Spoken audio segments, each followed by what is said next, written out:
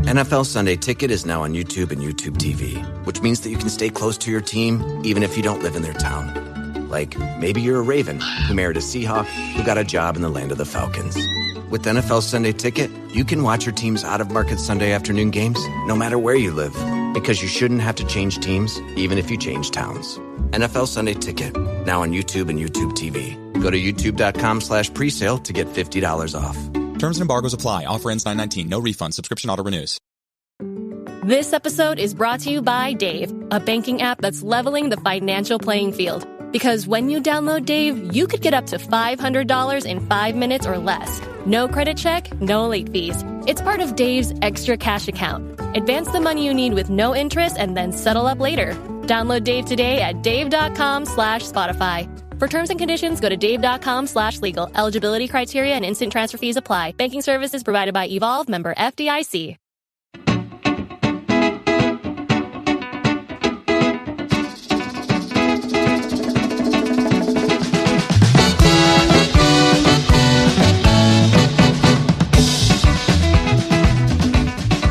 It is time for the NFL preseason edition of the Terry's Talkin podcast. I am David Campbell, your host, and I am joined, as I am every week, by Mr. Terry Pluto, award-winning columnist for the Plain Dealer and cleveland.com.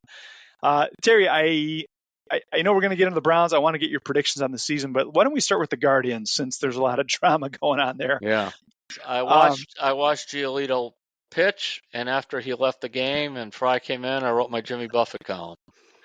That's right. So, yeah, it was 20-6. It would have been 20-9, right, if Cade York hadn't missed that wide right at the end. Jeez, I mean, just sorry. Yes. But you wrote a column today about Giolito, and you watched him, and there were not normal things happening like you would see in a major league games in terms of the way he was pitching and the way the ball was coming off the bat. Why don't you start with that and tell us about that? Right. I mean, here's a guy. Well, in the first inning, the first five guys, the exit velocity, I'm not big on exit velocity, but I'm just watching. I just kept writing down line drive, next to that. And, there are guys almost running into walls to make catches. So I did go on the baseball savant to see the exit velocities, and they were all like 103 or 95, somewhere in there, which means that ball's been flattened. It's just been crushed. Yeah, do you want him? It was 101, 100, 101, 98, and 95. Yeah, so that was it. And I mean, even the ground ball single, I think, was 95 or something. So then the next inning, he only gave up a run there. He strikes out the first two. He's at 0-2 on the next batter. Starts sort of going for the corners, ends up walking the guy, and then, as Tito said, well, it unraveled. No kidding. I mean, he just got blasted after that. Gave up 6 runs in that inning, a grand slam. And next inning, he gave up a couple more runs. So now you could say, all right, whatever, first game in Cleveland, really bad game, whatever. But from when he was traded by the White Sox to the Angels at the end of July, since then he has made 7 starts. He's 1-6 with an 8.50 ERA. So 7 starts, 1-6 with an 8.50. And this is like Noah Syndergaard, even worse. 13 homers and 35 2/3 innings.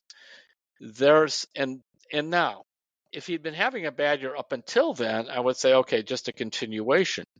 But from the opening day till the end of July, he was 6-6 with a 3.89. Solid starter. So there's something going on. He's either hurt, or his velocity was around 93. That's what he's been throwing. He used to throw 97 or more. But sometimes, like Cal Quantrill, when he was hurting earlier in the year, his velocity did not go down much, but his control was not good. I mean, he was over the middle of the plate a lot. So that's a possibility. The other possibility is, and this is something Ellis Burks mentioned to me. He was doing the Guardians postgame, former player. And he said, man, they're swinging at that like they know what's coming. And so we kind of debated, is this guy tipping his pitches? We didn't come to any conclusion, but it wasn't normal. So when you talk about tipping pitches, Terry, it could be anything from the way that he's holding the ball, the way he's stepping when he's pitching, Yep.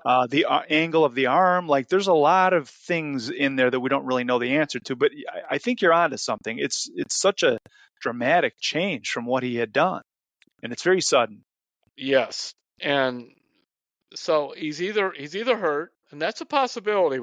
It seems like all these guys get hurt, or they're just ripping that fastball. Now he said that his changeup, he called it spiking, which means that it bounces in front of the plate. And he's primarily a fastball changeup pitcher with a little bit of a breaking ball. So maybe they just totally laying off the changeup and just waiting on the fastball. And maybe that's why it looks like they're reading the pitches. But regardless, those are alarming stats. And you're trying, I mean, it was just terrible. That's like you go out in the first quarter of a big game, you throw 3 interceptions. I mean, it's just terrible. I mean, the fans there weren't a ton of them, but they were excited for this series, and just nothing. Then you have four innings of David Fry, and I understand why Tito did it. You know, you're trying to save. After what Giolito did, you're like, okay, I'm just going to try to see if I can have my pitchers all lined up for the next 2 games. Yeah, you know it's bad when, I don't know, Terry, if you've ever gone to a ballpark and done the pitching cage where your fans can go and throw, and like I can hit like 55, 56 miles an hour on a good day, and that's what David Fry was throwing last night in the 4 innings that he worked. The interesting thing about that, David, it actually shows the point that even if you lob the ball sort of down the middle, even big league hitters don't hit every pitch out of the park. They still pop a few up, or they still ground some. Sort of the benefit of throwing strikes. I'm not suggesting everybody begin throwing 56 miles an hour, but there is a reward for getting the ball in the zone. So, but meanwhile, the other 2 guys that pitched the other day, Reynaldo, what's his name, Lopez, and Matt Moore. I love Matt Moore early in his career with Tampa Bay before he got hurt, and he's remade himself nicely into a reliever. I mean, they both look good, and I know he didn't want to waste those guys in that game. He said with Lopez, he throws 97, 98. He's not a guy that you pitch like 5 times a week. You've got to kind of space him out a little bit. So that's something for fans to keep in mind. So we'll see if they do the next couple games, but that was a bummer. So the Guardians are 66 and 72. They're 6 games behind the Twins. They really needed that first game last night, Terry. But if they don't win the last 2 of this series, we proclaimed this thing over a couple weeks ago, but to have any chance at all going in the last few weeks, or they have to win these next 2. If it comes to it, would you put Giolito back out there again, or can you risk that if they happen to win these next 2, keep it within 4 going into the weekend? Would you put him back out there again, or is that a bad idea? I think it's a bad idea. If this game was isolated or something, so what? I mean, it's a terrible time to have a bad game, but just the numbers are what they are. And I remember when I asked Francona when they traded for him, because I was looking at those numbers with the Angels, and he said, well, there's really only 2 very, very bad games in there, and this, and mentioning that he had been a good starter for most of the season and, for most of his career. But that was alarming. And so if you want to get back in the race, I mean, I'm not sure what you do with the guy, but I mean, like, you claimed him, you paying him, it's not like you've got to make this pay off. It's not like it's a big investment. If he doesn't look good, I would really have somebody look at his arm. I would. Yeah, and I bet that's what they were doing first thing today, is trying to get to the bottom of it. So Terry, I need to ask, so if you're on this team, if you're one of the players, you're a Josh Naylor or someone who's been along for the whole ride. I remember when Chris Antonetti and Mike Chernoff went to Houston, right, to meet with the team after all the moves were made to kind of explain what was going on. Do you think that, I kept thinking about like what it would have been like last night to have a Savali on the mound, and give yourself a chance. Do you think that Chris Antonetti and Mike Chernoff kind of gave up on this year's team with the moves that they made in the interest of longer term stewardship, or were they trying to do both at once? I mean, do you think it was fair to the players, I guess, is my question, what went down, or are they going to look back and wish, boy, I wish we'd given these guys more ammunition going into the final stretch here? Well, I'll just put it this way. It's kind of like when the Guardians several years ago, now it was an off-season trade, made that four-way deal, and the Yandy Diaz was shipped to Tampa Bay. And people, I say they got Jake Bowers. Yeah, but they also got Carlos Santana. That was a win-now move. The players all love that move because it brought in Santana. And it turned out Santana had only one good year left. And then by 2020, he was done. He's still playing, but he's just not the same guy. And Yandy, who we all knew was going to be a pretty good hitter, I'm not sure we all thought he was going to win a batting title, but you could tell this guy always hit, is still playing. So there's always the flip side of when you make a move like that, which way you want to go. In the end, it's going to come down to Manzardo, how he's playing. Last time I looked, he's at like 295 at Columbus. He's off to a pretty good start there.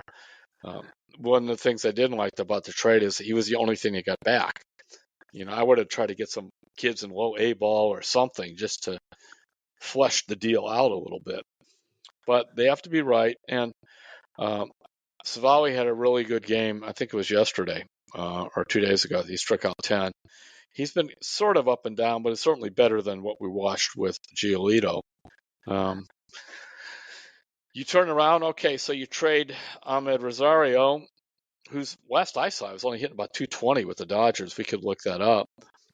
Now, since taking over, you and I were just looking at this before we went on.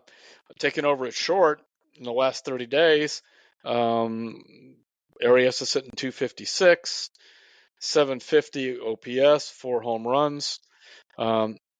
I really think he's going to be a guy who's going to hit 25 homers, he's going to strike out 140 times, and play great defense at short. They're probably getting more out of him there than they would have out of Rosario. I really believe that between the defense and the offense. And when you flip it, you're not comparing to Rosario a year ago. You're comparing him to how Rosario is playing now. Right. So that was one of those moves there. Then the other is the Josh Bell to bring up SpongeBob, who just failed dismally. So that was awful. Now you got Naylor back. I just think losing Naylor was really changed the dynamic of the team and the lineup. Yeah, and the record proves it. I think they won 6 games, right, since when he was out, like for a month practically. So that's rough. And then Jose really struggled too. You could see Jose was really struggling. So I just didn't have a lot of confidence in this team. The schedule is very hard. If you look every time they're turning around, they're playing a winning team now. So maybe they did, but I can't. Especially if Manzardo ends up being a pretty good player. I've got some fans wrote me, well, he's a first baseman in this. I don't care what he is. I want a hitter. You find a play. You got a DH. You got a first base. You could do something. Josh will tell you he can still go play the outfield. I'm not sure I want to see that, but he can go stand out there if need be. And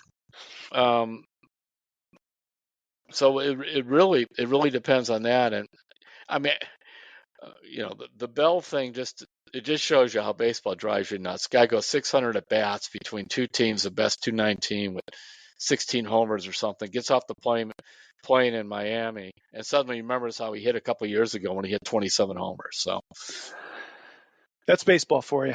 So yeah. So Terry, you mentioned Gabriel Arias, and part of what the idea was making these trades was to let the young guys play, see what they have. Bo Naylor is one of those guys, and I'm curious about what your impressions are of him so far, and is he giving them more or less, or about what you thought he would give the Guardians? Especially given how he's played lately. He's hitting 250, 876 OPS in the last 30 days, 3 homers. He's coming around, and you could see it. He's talented. I mean, the other day he scored from third base on a short fly ball, and Francona said, how many catchers can do that? And defensively, he's not bad and getting better. It isn't just simply because he's Josh's brother, but I think if you look at the way Josh improved over time, my guess is Bo will probably do the same. He's a good athlete, and I like him. I'm glad they're playing him. I mean, the Mike Zunino, all that junk, that just didn't fly very well. Well, and it makes me think of Myles Straw a little bit. Like if you're Yeah. looking forward, you can play Bo Naylor back there 5 or 6 days next year and Sure. feel okay about it. Like you've seen the proof, and the fundamentals are coming along, and the defense seems like it's coming along, and I think it's going to be okay. And I think they feel the same way. Yeah, you're not going out. I mean, there's a ball went off his glove the other day, but it's nothing like before when every ball in the dirt was an adventure, and nobody seems to be throwing out many base runners in modern baseball. But Zunino, it was absolutely hopeless. At least Mayor can get the ball to second base. And to prove how bad Zunino was, I mean, oftentimes even as bad as he was, a veteran catcher like that gets picked up. He did not. That's about it. So, all right, Yeah. Terry, we have a few Terry questions. What about the Guardians? Why do we can get into those? Okay. This one is from Ron in Stowe, and he says, "Hey Terry, what are your thoughts on the short and long-term plans for Myles Straw in center field for the Guardians? He's a great defensive talent, but as we all know, his offense is not what we'd like it to be. Do the Guardians keep him for 2024, or do they move him along and look for a suitable replacement in the outfield? Do they move Quan to center field and find a replacement in left field in 2024? Thanks for your great insights, and I appreciate you and David and your podcast and the great content." Thanks for that, Ron. Appreciate that. So, what do you think of Myles Straw, Terry, next season? I'm really disappointed because I thought this guy would hit better. And I'm basing it on the fact that he was nearly a 300 hitter in the minors. And you remember the first year when he came to Cleveland, I think he hit about 275. Now, there's not a lot of power behind it, but you look at that, get on base, steal some bases, and play a great center field. But the last 2 years, I mean, he's actually hitting better this year than last year, but there's still not much there. I'm sure one of the things scenarios they have is like, let's move Quan to center. And Quan is having a really nice second season. He is. He's not hitting close to 300 like before, but his on base percentage is good. And the last I saw, he was like a 275. He plays every single day, and his defense is excellent. At the top of the order, he works the count. He isn't like mismatched against lefties versus righties. That's not a big factor. And he certainly could play center. He played center at Oregon State. So if they could get a bat to play a corner outfield position, sure, I would be open to that. Myles could either be a backup or you could maybe move him. Even though he's got the long-term contract, by baseball standards, it's pretty cheap. It's well below the average salary. Yeah, and the thing that is really interesting, if you watch Stephen Kwan at bat or even in a game, he's always adjusting. Like Yep. He's shortening up. He's trying to work the count. He knows if he gets in a hole 0-1, he's got to change his approach. And he had a big hit the other night doing that exact thing. I'm not a hitting coach, but if I watch Myles Straw, I don't see that same process. Do you? No, on top of that, I mean, he takes fastballs like right down the middle early in the count. I mean, sometimes the best pitch you see is going to be the first or second one. And it is annoying when you're a hitter. And, even a little bit that I played in high school and college, you go up there and you're not a particularly good hitter to begin with. And then, which was my case. And when you do it miles in context of the big leagues, it's that. And then here comes that first pitch and you pop it up. You go, oh, man, I just should have taken a couple of pitches. But it usually is the best pitch you're going to see. The other day when they won that game, remember Jose Tena came up. The first thing he saw is swung at. Meanwhile, watch Cole Calhoun. This was like they had runners on third or something. And Laureano, two veterans come up. They both take fastballs down the middle. Then they swing at breaking balls in the dirt. Now it's 0-2. They're done. They're done. And the best pitch they probably were going to see, because the pitcher's out there, I'm going to get out ahead of them, and then I'm just going to breaking ball them to death. So that's I've seen Quan. He does like to take the first pitch, but I've seen him swing earlier in the count. He's done that more often actually this year. And Myles, I'm not sure what he's doing up there. Sometimes it's like he's trying to get a walk or something. Yeah, and just behind the stats, Terry, Stephen Kwan batting 271. He's got a 375 slugging percentage, and Myles Straw 237 with a 298 slugging percentage Yeah, and a and the 301 OPS? on base. What's Yeah, the OPS for both? Yes, yeah, it's 337 and 375 for Stephen Kwan. yeah. That's what I thought. He's over 700. So He's a he's 712. 712. Yeah. All right, and Uh, Myles Straw is 301 and 298. if you're over 700, like a guy like Quan, that's very good. And so with the 375, so he's played well. Miles are just not much behind it. So we'll see what they come up with for an outfielder or what they're going to do. But I have to admit, I mean, we have to own it, as they say. I know a guy that ran a hedge fund, and when you recommended a bad stock, like for a day or two, you had to wear the name of the stock and a sticker on your forehead, Procter and Gamble or whatever it was. Well, I got to wear SpongeBob for a day or two after pushing for him because David, it does show you how confidence can just destroy a player because he could not have been hitting what he was hitting in AAA, which is very good, swinging like he is right now. And here's a prediction, Terry. Next spring training, we are going to be reading features about Oscar Gonzalez and his revamped swing because they're just going to have to tear it down and start over. So, okay, we got another question here. This one is from Dan Monahan. He's from Erie, Pennsylvania. He says, "Hi, guys. I look forward to your podcast every week. Terry, I grew up reading Hal Lebovitz, and I put you right up there with him and Chuck Heaton as the all-time best Cleveland sports writers of all time. Hear, hear. Great points. And I agree. By the way, high praise, too, for both of those guys. And also men of integrity that I appreciate. In fact, I've won a ton of awards, but the one that I'm maybe about as proud of any is I won the first Chuck Heaton Award because it was tied into ability, character, longevity, and that. So it always meant a lot to me. So I appreciate those kind of words. I really do.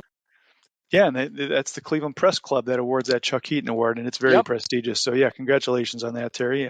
Well deserved. But Dan continues. He says, when Josh Bell was traded to the Marlins and immediately started hitting, someone, not you guys, said he wasn't surprised because he believed Bell was, quote, a National League hitter all along. Is there such a thing as a National League hitter?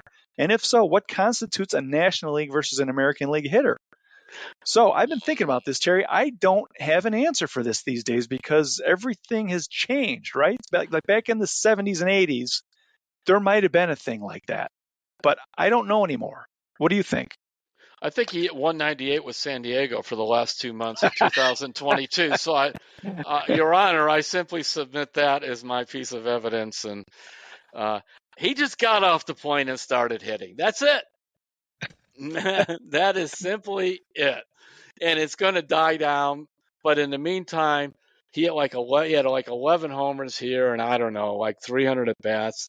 And of course, he had 8 homers in like his first 100 at bats down there. It used to be, I remember a long time ago when Jeff Kent came over from I want to say the Mets. They picked him up for the Mets. The Indians did back then. It was a trade, and in fact, he was in a trade, I believe, for Carlos Baerga, and there was somebody else in it. He comes over here, and he is not hitting well at all. And he goes, I hate these American League pitchers. They have no guts. By the way, there's a lot of profanity and things in there. I'm cleaning it up. They won't throw you a fastball. They're not like men. The National League men are pitching in the National League. And that was, back in the 90s, that was sort of the thing before that. They threw more fastballs in the American League, and there were more breaking balls thrown in. More fastballs in the National League, more breaking balls in off-speed in the American League. Be interesting to see now with analytics. They could go back and see if that's true. But I don't, and also just the way now you're playing every team at least once. Yeah, with the DH going away, back in the day, like the National League used to play a lot more small ball where they'd sacrifice guys over more and try to manufacture runs. And even the umpires, there were NL umpires and AL umpires. And now, like you said, Terry, the schedule's more balanced. You see all the teams, there's crossing over. The umpires all work for MLB. It's just, I don't know what that would be. But that's No. interesting about the pitching, that there was a different approach in the different leagues. At least that was the thought back then. I'm Yeah, not sure it was yeah, correct. But of course, I never saw the National League because I was covering the American League. You didn't see them.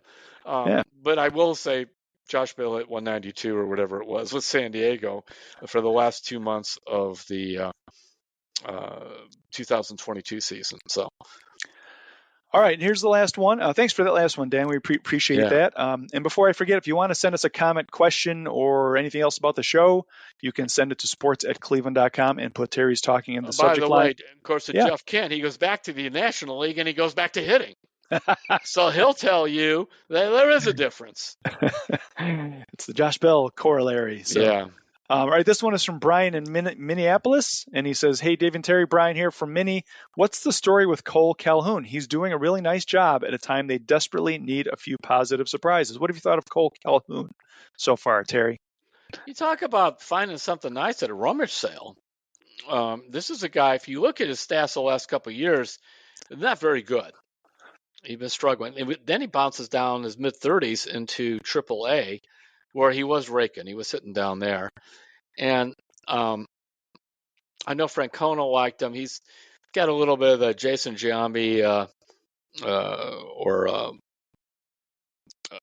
basically that veteran presence that they really like. And he's been hitting fairly well. But before I would go too far down the Calhoun road, let's see how he finishes up the season. I think they also realize after trading those veterans and that they had to bring in a couple of guys, and they picked up Oriano, who, by the way, that guy's a really good outfielder. He is very, very good. And that's one of those things, too. You go, well, if you want to have a guy like Straw, I might want to take Oriano because once in a while he hits the ball a little harder. So they, both of those guys were just picked up to bring in some extra some extra age to it. But Calhoun, you can see. I mean, I could see them bringing him in next year, like a. I'm not saying it's like Napoli, but that's that type of personality. And you bring him in. I remember one year they brought, or 2 years, they brought Giambi in, I think, in a minor league contract to spring training. So they kept the 40-man roster spot open for somebody else. And then if they wanted him, they created a roster spot for him as the season opened. I could see that happening. Calhoun, for the way he looks physically, he's a pretty good outfielder. He really is. Laureano's terrific. So I haven't looked at how he's done against lefties and righties versus his career. That would be interesting to see. But it's fun. Thank God somebody's hitting. Yeah. Oh, and if you ever want to, there's the old definition, a professional at bat. If you ever want to see a professional at bat, watch Cole Calhoun. Yeah.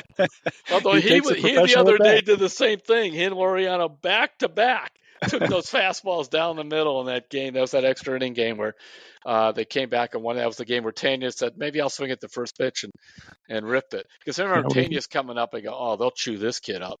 And you're talking about baseball. Yeah, I know nothing. And then, of course, he gets that fastball and he ripped it to right for a base hit, and they kind of got that whole rally going. So, all right, Cole Calhoun's batting .250 with a .333 on base percentage and a .402 slugging percentage. Well, there you go. That's 740. Thanks for that.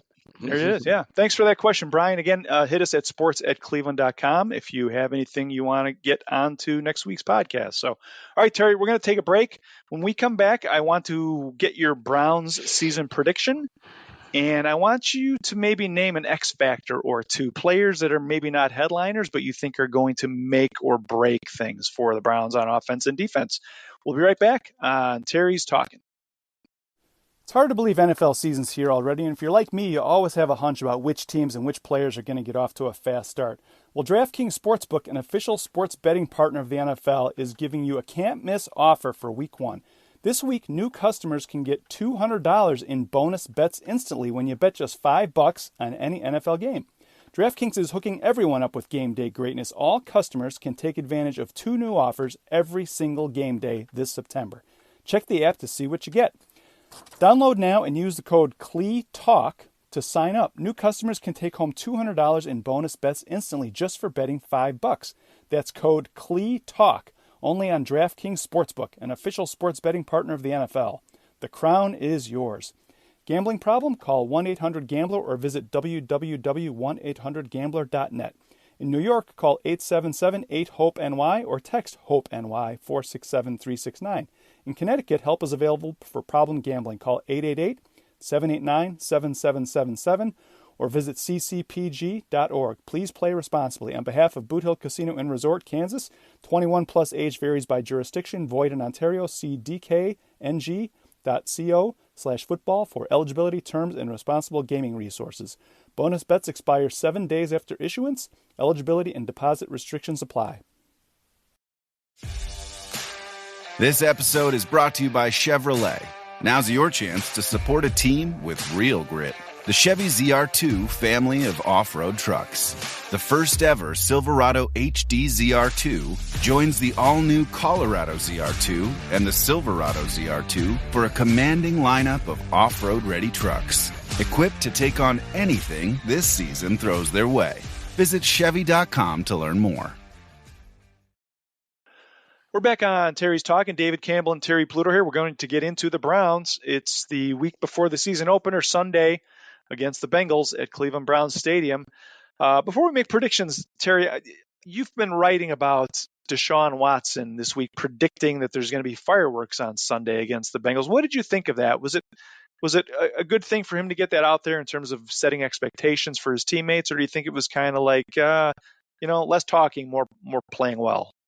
The Browns have a history of overpromising and under-delivering. And that, to me, fit into that category. Because it's the first game, David. In fact, I do not make friendly wagers or whatever in any of these things. But I've talked to people who are fairly serious bettors. And they don't even like betting the first NFL game.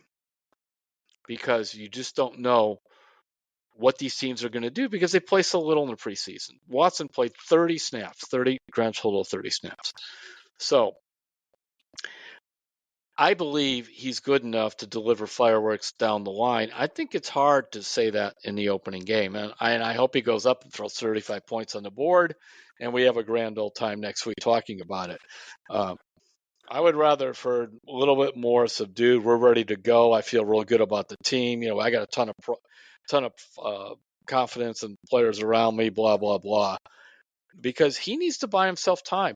I will repeat, he played 30 snaps in the preseason. And, and last year, it was a struggle for him. And basically, you want to win the game. And I remember last year, and be interested to see how he plays. Burrow went out, I forgot whether he threw 3 interceptions in the opener last year for the Bengals. He was coming off the appendix surgery. Now he's coming off the calf injury. I don't think he's talking about fireworks. No, he's not. Yeah, That's just not his style. Not his style and that. So, and I'm sure Deshaun wants to portray we're confident in that, but I would have wait and see. I was watching the Ohio State game against Indiana on Saturday, Terry, and it got me thinking about the Browns. Like after the game, Ryan Day said, job number one was to win the game. Yeah. And we were really, really conservative in the first half because we have a new quarterback. Yeah. We didn't want to put him in bad spots. We didn't want to fall in a hole.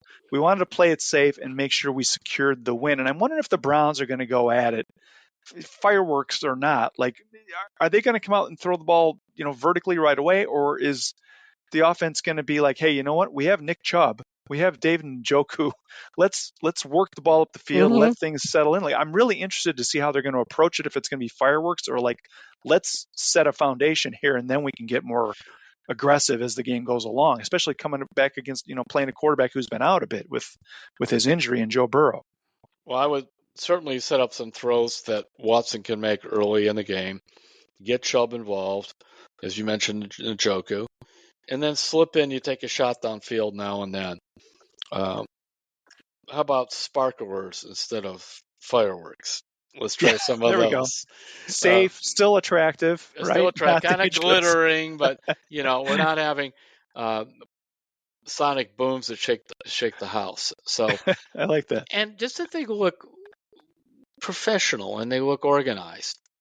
And I will say that's one thing I have felt pretty good about a little bit that Sean played is, the offense looks like I always say the operation. The operation looks pretty good. So I don't know, David. What do you think about all the fireworks and sparklers or whatever else, cherry bombs? I don't know. Oh, you were just mentioning this, Terry. Week 1 is such a weird week. Yeah. You're ironing out wrinkles and being on the headsets in in a real game.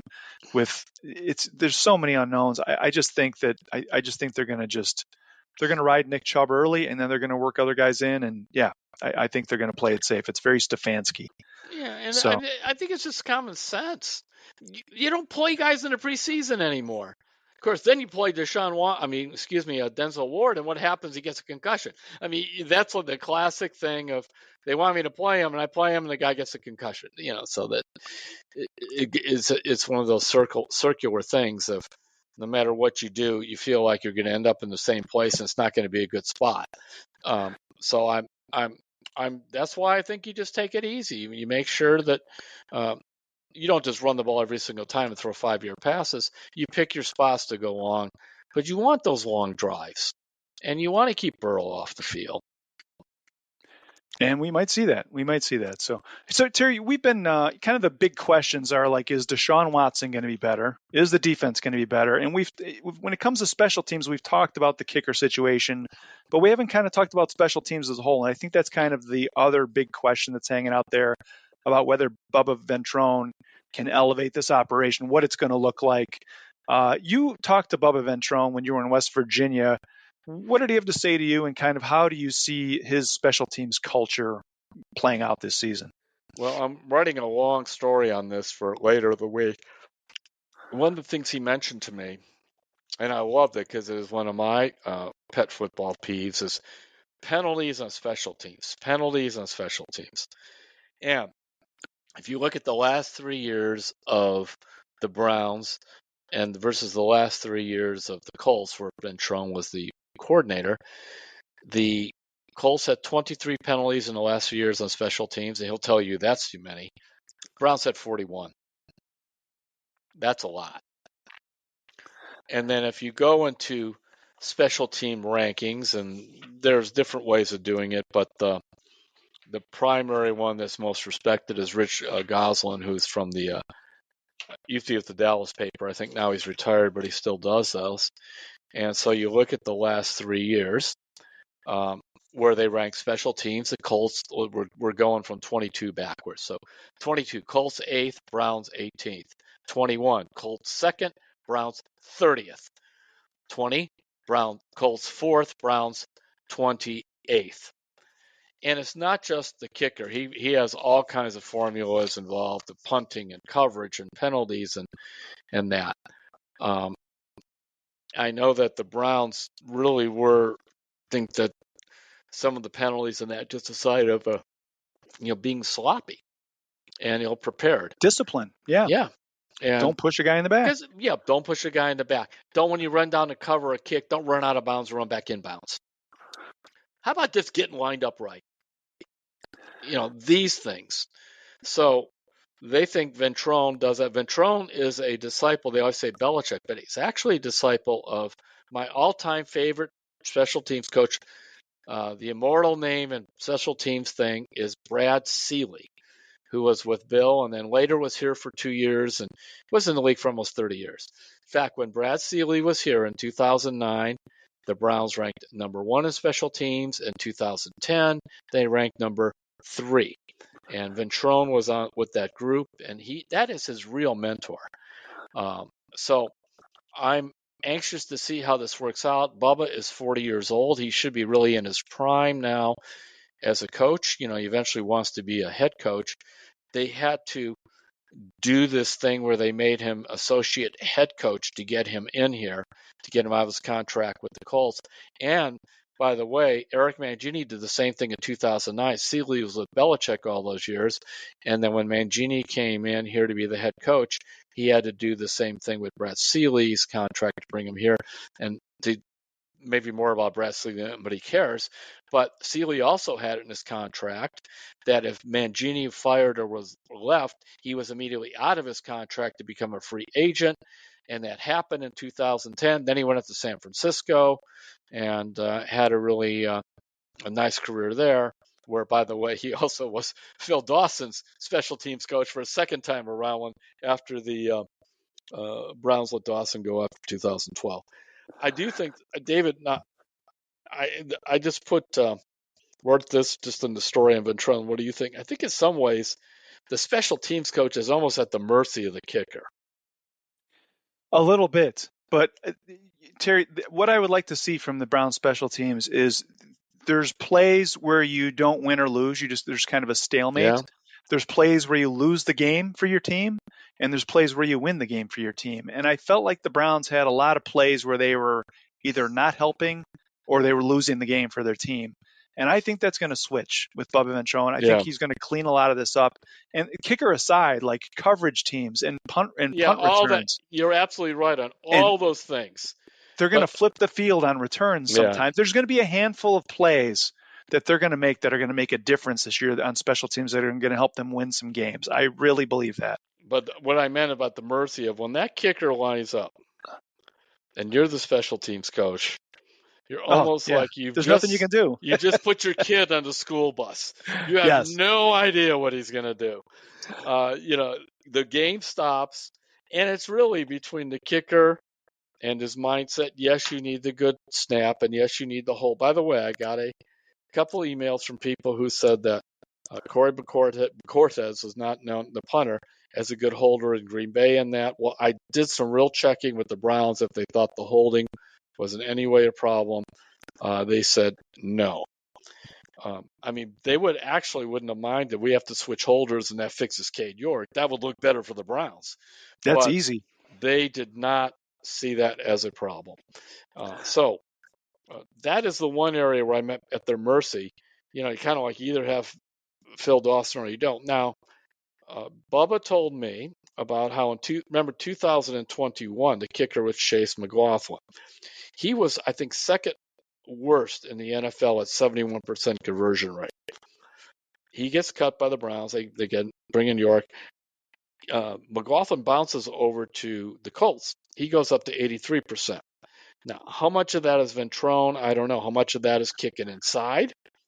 Ventrone said he actually had him earlier in his career for a few games. I think Venturi or one of the other kickers was hurt. So he had a relationship with him. And he said sometimes as a special teams coach, it's almost like you just don't want, as he called it, you don't want to pollute the kicker's mind. And so that's all these kickers too have their specialized coaches. They all do, and they're sending video to these guys. And like if you heard when Dustin Hopkins came in, he mentioned he and York kick at the same kickers academy thing. They all know each other.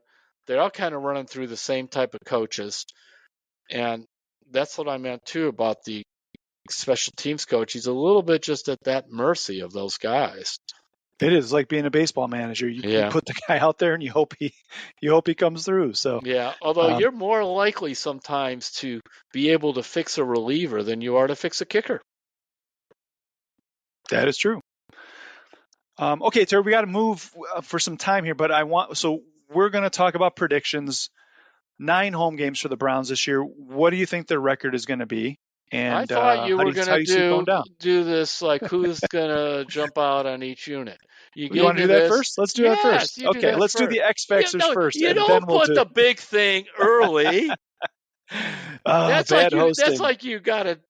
It reminds me of when the Browns in Stefanski's first game, speaking of special teams, they went down to Baltimore. And it's the first quarter. And they had the ball 4th and 5 on the Baltimore 28. And they tried to run, remember, a fake with the Scottish hammer. I don't know what he was going to pass it or run it or what. And of course, it was a -12, and And why are you even doing this in the first quarter? And I just ran a Scottish hammer play. All right, so let's do this. I wanted to ask you your X factor. And you a player have to who's go not first. A headliner. All right, I've got 2 of them. So this is a player who's not a headliner, but we think is going to make a big difference in this season. So my X factor on defense is Juan Thornhill.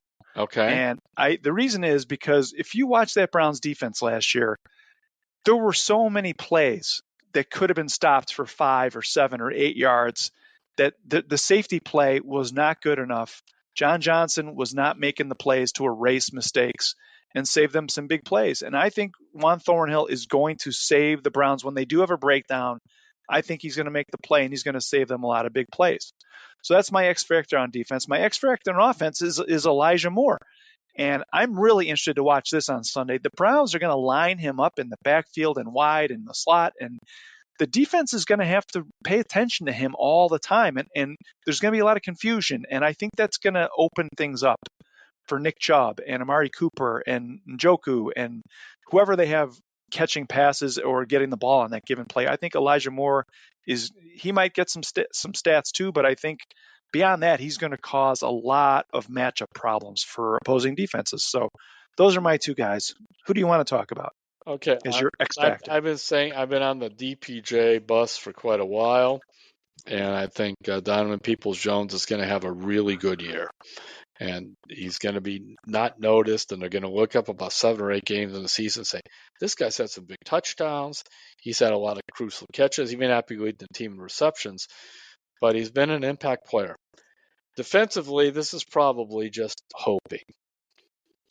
I'm debating between Agbo and JOK. I'm going back and forth for either one. I'm hoping on JOK, but I think it'll be Agbo. Interesting. Because I think for all they're talking about the Zadarius Smith, but I think you're going to see him more inside than people think. And then that'll put Agbo on the one side along with Garrett. And if you're remember you have Tomlinson too. So really, if you're doing your blocking schemes for opposing the Browns, man, you got a lot of guys to account for. Somebody's going to get opportunities. And if I'm trying to protect my quarterback, I'm going to go after Garrett. I'm going to go after Smith. I'll probably go after Tomlinson. And I'll just hope Agbo last year, where he had a pretty good year, was kind of a fluke. Some good picks there, Terry. I like those. Interesting. Okay, now we have to make our predictions. You want to go first or second? You go first. All right. I was going to go 11-6, and people might think I'm being crazier, but I'm going to downgrade a little bit, and I'm going to predict 10-7. And the reason I'm predicting 10-7, they won 7 games last year with a dysfunctional defense and very, very average to below average special teams. I think they've fixed both of those problems. They have 9 home games, and I look at this schedule, and I don't see a lot of teams that are scary. I don't see Buffalo. I don't see Kansas City. They can beat pretty much all these teams on their schedule. San Francisco's going to be tough. They've got a couple of tough road games. The division's going to be tough, but I don't see any reason. Last year they gave the Jets game away at the end, so they should have had 8 wins. So I think this team is easily 2 wins better with these changes they've made. I'm going to go with 10-7. I had to talk myself out of 11-6. So, what do you think? I had to talk myself up from 9 to 8, but I already told somebody else today 10-7, so I got to stay with it. Oh, okay. And it's a minimum of 10 wins on this team. The talent's good. The overall talent is good. And I hearken back to the Browns were 10th in the NFL in scoring in the 11 games that Jacoby Brissett played. In fact, I remember having just a casual conversation with Andrew Berry about that after the season. And I said, your team you were 10th in the NFL in scoring with Jacoby. You go 4-7. He said, this wasn't real, for his whole streak. Just said you would think at minimum 7-4, at least 6-5 with that. Of course, the division, that was the blowing coverages all over the place. And then as the weather got worse, the division, the defense's numbers got better. But I think primarily the weather helped the defense too. So given that, and just given the fact that even if Deshaun is just pretty good, it's a 10-win team. And because I think the defense will be maybe not, again, people say top 5 defense. That's a lot to ask. But top 10, they could be top 10 because when they'll be top 5 the following year. Year 2 with Schwartz. That's when you're top 5. But year 1, you can be top 10 in allowing the fewest points and that kind of stuff. All right, so we're both at 10-7, and people can write that down. And when we're wrong, they can write in at sports at cleveland.com Yeah. and make fun of us, and I think we'll take it. I So think I was like dumb last year. I went like 9-8 or something like that. I forgot. Even without, I just, last year I was thinking, I thought Jacoby would be okay. I really did. I didn't know he was going to be quite that good, but I thought they would be at least in the top half of scoring. And I didn't believe the defense would be as bad, especially early in the year, as it was. well, and Terry, if they win that Jets game, which was one of the all-time epic collapses in NFL history, you would have been one game off. So I wouldn't I wouldn't feel bad about that Yeah. prediction at all. So it takes a lot of bad things for them to blow the way that they did last year, that game. So, all right, Terry, you wrote a lovely column about Jimmy Buffett, who passed away over the weekend. And I know you've got Florida connections, and Jimmy Buffett holds a special place in your heart. And a lot of lyrics really resonated with you. Why don't you talk about Jimmy Buffett and kind of your connection with him and his music? Well, there's a couple of Jimmy Buffetts. I mean, one is the Margaritaville, fins up, party time stuff. And it's, as Jimmy would certainly say, even from the grave, it has served him well. And he turned it into nearly $1 billion enterprise, which, by the way, shows you how smart he is. Most of these guys, when they make money in show business, they trash it. He turned around and he invested with another Buffett, Warren Buffett, guiding him to build this whole Margaritaville empire. But there's also the side of Jimmy Buffett who wrote some just very kind of folk rock songs with strong lyrics. I mean, one of the ones that after Jimmy died that just jumped out at me is a song about coming home, and the first line is, "The years go longer, not shorter." Excuse me. The years grow shorter, not longer. The more you are, and boy, isn't that true? When you're older, the years seem to go shorter or quicker, and that struck me because it's like all of a sudden I'm looking at Jimmy being 76, and his I mean, this is a guy that just had a real feel for lyrics and words, and that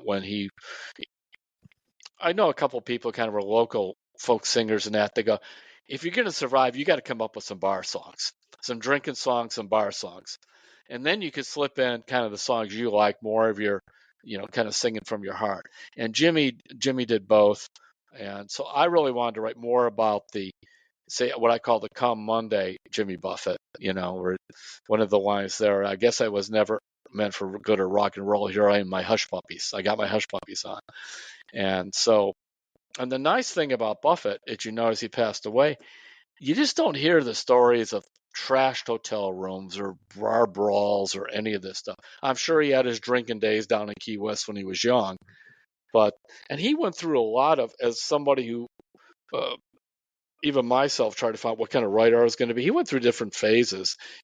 He grew up in Mobile, was in New Orleans for a while, kind of country rock kind of stuff, Gulf Coast rock. Then he went towards the Caribbean thing. It says, like one of his lines, "I got a Caribbean soul I can barely control, and some Texas hidden here in my heart." And that really is a different type of music he could do. And even at the end, because I was listening to, I have the Sirius channel, and they were playing a concert he did. He did 2 days of concerts in January from Key West this year. His voice still sounded pretty good. Then you find out the guy has had skin cancer for 4.5 years, the kind that usually knocks you out in 9 months, and he went 4.5 years with it. His last appearance, they said his friend is a guy named Mac McAnally, who wrote a lot of songs with him, was doing a real small kind of club thing in Rhode Island. So this is in, like, I want to say July. So Jimmy calls him up, says, "Hey, you mind if I join you on stage for this?" So he's like a couple hundred people at this thing. They ended up doing like a duet together. That was his last time, but I got a feeling he knew that things were coming. And then the last story I had, we used to go to a place called Cedar Key. Now that's not in the Keys. In fact, basically it's a place that just got slammed by a hurricane. It's about 100 miles north of Tampa. And I had heard that Jimmy liked it because it was kind of like Florida, like Key West or Fort Wayne commercial. So I was talking to some people there, and I said, I heard Jimmy Buffett liked it. Did he come here? And there was a place called, this sounds like the Neptune Lounge, sounds like would go back to there, in a thing called the Island Hotel. It looks just like, Florida 1884. And I'm talked to a couple of people. Oh yeah, he comes here, he stay here periodically, and sometimes just come down and sort of meet people and sing songs. And we're a real small town over here, and he just let he would go. He goes, he just kind of show up a couple times, and I'm like, that's I think part of what his appeal is. You just felt like this is a guy you could hang around with and listen to him tell stories. Yeah, and the thing, I heard Stephen King on a radio interview one time, and he started out as a sports writer, interestingly enough, and he says he has to write like every day because he has to get the bad stuff out to get to the good stuff. And you wrote about this, Terry, about Jimmy Buffett, like didn't just all of a sudden wake up and he was famous and a huge success one day. Like he wrote folk songs and he wrote all different types of music. And he finally, after all that work and creativity, stumbled upon the thing that kind of really hit people. And it's really a testament. I'm always amazed to hear, you always see the, when you go behind the music, there's a bunch of hard work and thought and heart that goes into making somebody what they are. And he paid his dues. There's no doubt about that. And the funny thing is, Margaritaville. So he said it came from, he's sitting in just kind of a lunch place in Austin, Texas. And he's with a friend of his. They ordered some margarita because they said, I heard the margaritas are good here. So he said, I'll try it. And he drank the margarita and he said, they had to call this place Margaritaville. That's pretty good. So Austin, Texas. So he says he gets on a plane. He had to fly back to Miami. He was living in Key West at the time. If you've ever driven down the Keys, A1A, it's a long road that goes down. And he said there's a thing called the 7 Mile Bridge there, and there's a huge accident on it. So now he's kind of rolling around Margaritaville, margaritas, and he's stuck for a couple hours in traffic, can't move. So he pulls out his guitar and his notepad. He writes Margaritaville on this bridge, and he almost called it Wasting Away in Austin, Texas. He thought he was going to call it that. It doesn't roll off the tongue the same way, does it? And you know what? It would not have created the whole empire. So then he said that night he was at a bar. He was playing some bar club down there in Key West. That's old Key West before all the change showed up. He goes, I got this new song. It's about margaritas, maybe Margaritaville. He plays it. Of course, all the drunks love it. It's great. And it took off from there. But there was so much more to the guy than Margaritaville, that's for sure. Great stuff, Terry. So, all right. We have a couple things to mention here at the end before we wrap up. First of all, Terry, you are going to be at the Marvin Library in Shelby, Ohio on September 25th at 6 p.m. So I wanted to throw that out there. That's the next library appearance. You got it. And that is a Monday night, Monday, September 25th. So mark that in your calendars if you can make that out. And then also, before I forget, I want to mention you can get everything Terry does every week in a weekly newsletter. It's free. Just go to cleveland.com/newsletters and you can sign up and you'll get everything that Terry does, sports and otherwise, faith, music. It'll all come into your inbox once a week, every Monday. Again, cleveland.com/newsletters. Sign up. It literally takes a minute and it's free. So anything else, Terry? That'll do it. All right. Thanks for listening, everybody. Enjoy the Browns week. Enjoy the first week of the NFL. Thursday night is the first game, and we'll see how the Guardians do. Have a great sports weekend, and we'll talk to you next time on Terry's Talkin.